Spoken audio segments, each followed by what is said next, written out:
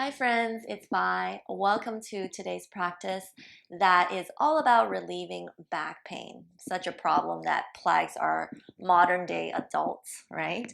Today we're focusing specifically on the lower back. I made a different video previously that deals with upper back pain and shoulder pain, so feel free to check that one out if that's more what you're searching for. Otherwise, I have 5 simple poses for you today that are so good for relieving back pain immediately, as well as bringing long-term benefits and improvements if you practice them on the regular. All right, hope you're ready. Let's get your mat out. Let's get started.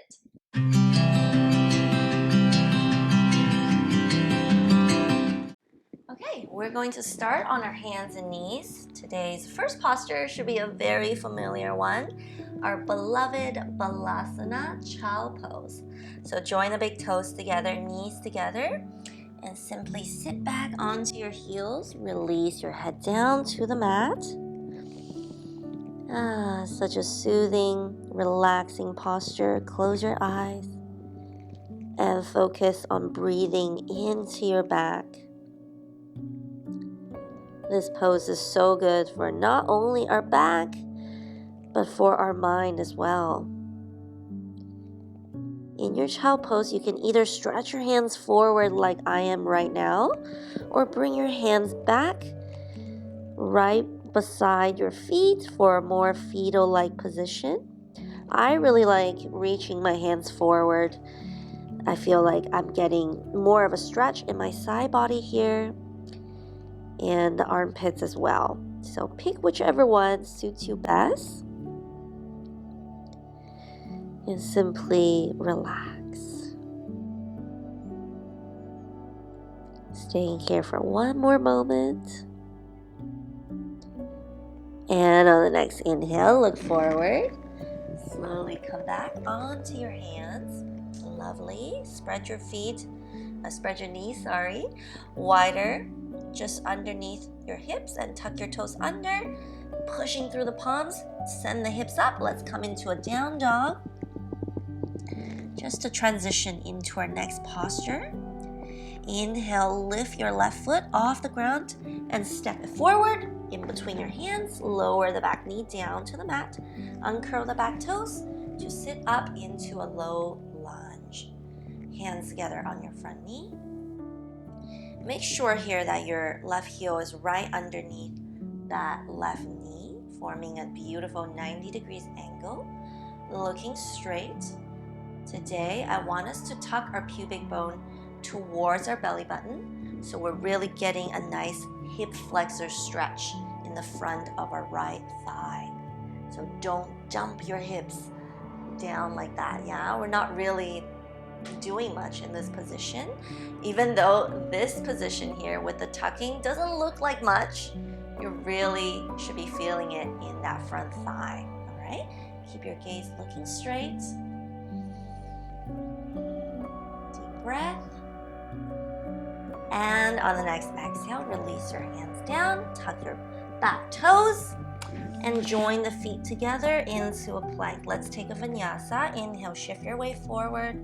Exhale, bend those elbows, chaturanga dandasana. Inhale, look up, upward facing dog. Draw the shoulder blades down and back. And exhale, send the hips up into your down dog. All right, transitioning onto our other side. On the next inhale, lift up your right foot. And exhale, step it forward in between your hands. Lower the back knee down. Coming up into our low lunge on this side. Take a big breath. And once again, tuck your pubic bone towards your belly button so you feel a little bit of a lift here.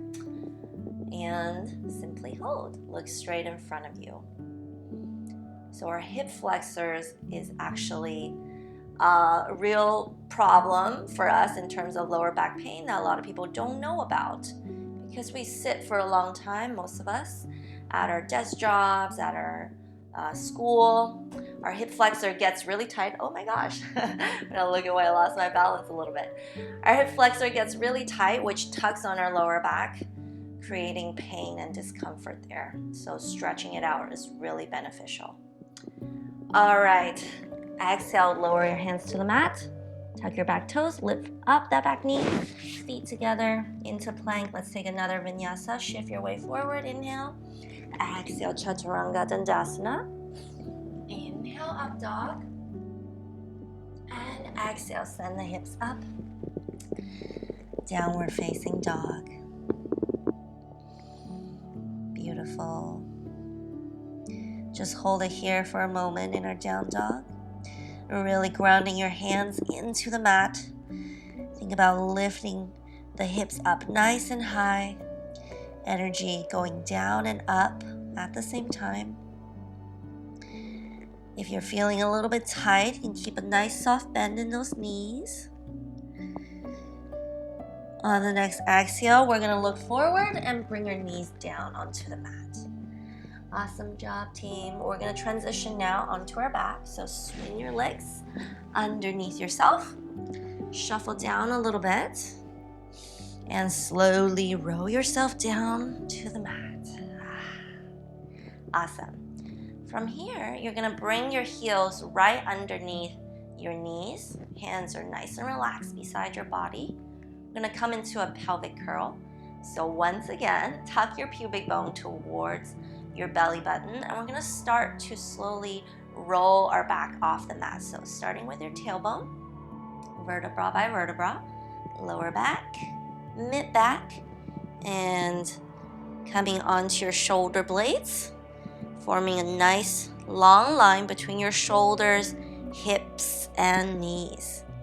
Really power through those glutes to lift up nice and high. Knees should be pointing forward. Don't externally rotate. Yeah, keeping a nice, stable, squared pelvis. Really benefiting from the extension in our lumbar spine. We're also opening through the front of the body here. Again, stretching our hip flexors as well as our abdominal muscles. So hold here for one more moment. Breathe. And on the next exhale, slowly roll yourself back down, vertebra by vertebra. Beautiful. From here, let's draw our knees in towards our chest. Give them a loving hug, loving squeeze, maybe rock a little bit from side to side. A gentle massage for your lower back. And from here, release your left leg down towards the mat. Keeping the right knee with you, we're going to come into our supine twist.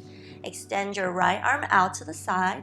Using your left hand to assist, draw that right knee across the body towards the ground.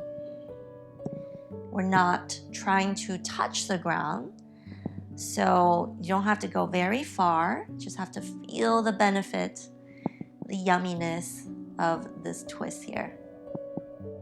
Try to keep your right shoulder blade down on the mat. We're going to look over our right shoulder towards our right hand. And you can close your eyes.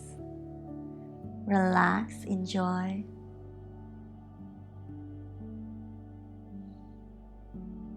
Slowly come back to the center.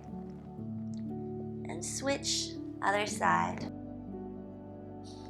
Left knee comes in, right leg goes out. Extend your left arm out to the side, using your right hand to assist that left knee to draw across the body towards the ground. And looking over your left shoulder. On a good day, I get a back crack when I do this pose, which I love. Not today, but still feels really nice. This pose is so good for bringing equilibrium back into our spine and help us get realigned. Beautiful. Let's come back to the center. Let's hug both knees in once again. Just a little self-love, self-care. From here, flex your feet. We're gonna use our hands to hook onto the outer edge of our feet and open up through your groins and inner thighs, coming into our happy baby. So focusing on using your hands to draw your knees down towards the ground and try to keep your tailbone down as much as you can as well. If this pose is a little bit challenging right now, perhaps you can grab onto your, just a little bit under your ankle instead, okay? Otherwise, hook onto your feet and really breathe through opening up our hips. Our lower back will just get so much benefit as well. Everything is connected, right? You can also rock from side to side in this position. Such a playful posture. Love it. Okay. Inhale. Let's bring those knees back in. One last hug, one last squeeze. And exhale, release everything. Let your feet come down. Make contact with your mat. Open up your palms to the ceiling. Close your eyes and come into our Shavasana. So I hope those 5 poses really help you today and you feel so good. Keep up the practice. Everything will get better and improve with time, patience, and dedication. Thank you so much. I hope you have a wonderful day. Stay in Shavasana as long as you like. Namaste.